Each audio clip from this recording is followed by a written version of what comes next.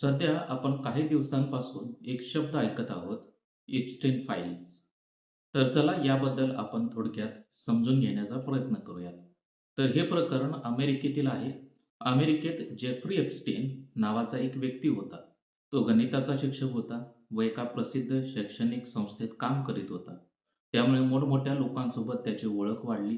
त्यानंतर तो एका फायनान्स कंपनीमध्ये काम करू लागला आणि त्याच्याकडे चुकीच्या मार्गाने खूप सारे पैसे येऊ लागले व तो खूप श्रीमंत व्यक्ती बनला.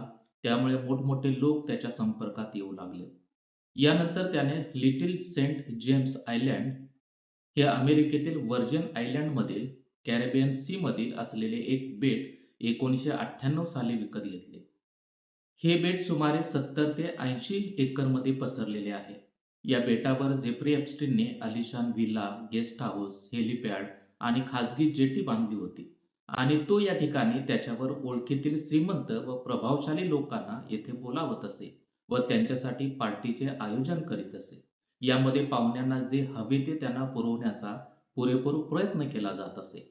यामध्येच वैशिष्ट्य म्हणजे 18 वर्षाखालील कोवळ्या मुलींना येथे नोकरीच्या बहाण्याने आणले जात असे व त्यांच्यावर लैंगिक अत्याचार व त्यांचे शोषण केले जात असे आणि या सर्वांमध्ये वेगवेगळ्या देशाचे राजकीय पुढारी, नेते, सेलिब्रिटीज देखील सहभागी होत असत. याचाच परिणाम 2008 मध्ये जेफ्रीला शिक्षा झाली, पण पैशाच्या जोरावर तो जास्त दिवस तुरुंगात राहिला नाही.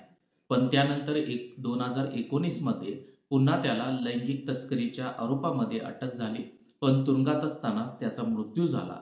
याबाबत देखील खूप वादविवाद आहेत. असे म्हटले जाते की मोठ्या लोकांच्या काही गोष्टी बाहेर येऊ नयेत म्हणून त्याचा काटा काढण्यात आला. यानंतर जेफ्री एप्स्टेन प्रकरणात पीडित महिलांनी अमेरिकन कोर्टात खटले दाखल केले होते. त्या खटल्यादरम्यान साक्षीदारांचे जबाब, ईमेल्स, संपर्क याद्या, तपास अहवाल, फोटो व इतर पुरावे हे सर्व कोर्टात जमा झाले. तसेच जेफ्री एप्स्टेनच्या न्यूयॉर्कमधील घरावर, फ्लोरिडातील पाम बीच हवेलीवर तसेच लिटिल सेंट जेम्स आयलँडवर FBI, DOJ म्हणजेच अमेरिकेचे न्याय मंत्रालय अशा संस्थांनी छापे टाकले. या छाप्यामध्ये त्यांनी मोठ्या प्रमाणावर डाटा गोळा केला. यामध्ये हार्ड ड्राईव्ह, संगणक, mobile data, CCTV footage, photo, CDs, notebooks, डायऱ्या अशा प्रकारचे अनेक दस्तऐवज त्यांना मिळाले. त्याचप्रमाणे जेफ्री एप्स्टेनच्या खाजगी विमानाचे प्रवास records, bank transactions, hotel booking, email संवाद यांचे रेकॉर्ड सुद्धा सरकारने संबंधित कंपन्यांकडून कायदेशीर नोटीस देऊन मिळवले. सुरुवातीला ही कागदपत्रे सील्ड म्हणजेच गुप्त ठेवण्यात आली होती. पण पीडित महिला, पत्रकार, मानवाधिकार संस्थांनी कोर्टात अर्ज केले व ही सर्व माहिती सार्वजनिक करण्यासाठी कोर्टावर प्रेशर करण्यात आले. आणि याचाच परिणाम 2024 मध्ये कोर्टाने प्रारंभिक दस्तऐवज म्हणजेच काही जुनी कोर्ट फाईल्स, न्यायालयीन कागदपत्रे आणि आधीपासून सार्वजनिक माहिती यातील काही भाग 2024 मध्ये सील हटवून लोकांना पाहण्यासाठी खुला करण्यात आला. त्यानंतर अमेरिकेच्या न्यायमंत्र्यांनी 7 फेब्रुवारी 2025 मध्ये पहिल्या टप्प्यात फ्लाइट लॉग, कॉन्टॅक्ट बुक, काही पुरावे आणि आधी कायदेशीर प्रक्रियेने उपलब्ध झालेली कागदपत्रे लोकांसाठी पाहण्यास खुली केली. त्यानंतर 2 सप्टेंबर 2025 मध्ये अमेरिकन हाऊस ओव्हरसाईट कमिटीने सुमारे 33,000 पानांचे कागदपत्र म्हणजेच तपास रिपोर्ट्स आणि पुराव्याचे काही कागदपत्र प्रकाशित केले. त्यानंतर 19 डिसेंबर 2025 ही एक महत्त्वाची तारीख. एप्स्टेन फाइल्स ट्रान्सपरन्सी ऍक्ट कायद्यानुसार DOJला सर्व कागदपत्रे जनतेसाठी उपलब्ध करून द्यायची जबाबदारी आली. या तारखेनंतर हजारो पानांची मोठी फाईल रिलीज करण्यात आली, ज्यात काही फोटोज, ईमेल्स आणि कोडच्या नोंदी सुद्धा होत्या.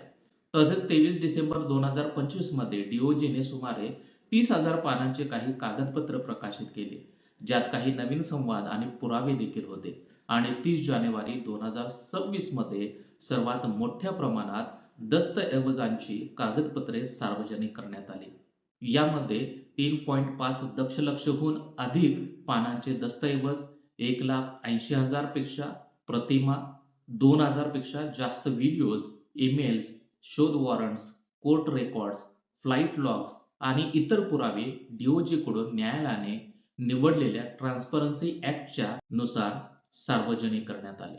अशा प्रकारे यामध्ये सहभागी झालेल्या लोकांबद्दल सर्व माहिती लोकांसमोर खुली झाली. अशा प्रकारे हे एप्स्टेन प्रकरण आहे. मला आशा आहे की एप्स्टेन फाईल संदर्भात ही माहिती या व्हिडिओच्या माध्यमातून तुम्हा सर्वांना नक्कीच समजली असेल. कृपया हा व्हिडिओ लाईक करा, तुमच्या प्रतिक्रिया कॉमेंट बॉक्समध्ये लिहा आणि जर तुम्ही माझ्या चॅनलवर नवीन असाल तर माझे हे चॅनल न विसरता नक्कीच सबस्क्राईब करा. Thank you friends. See you in next vlog. Take care.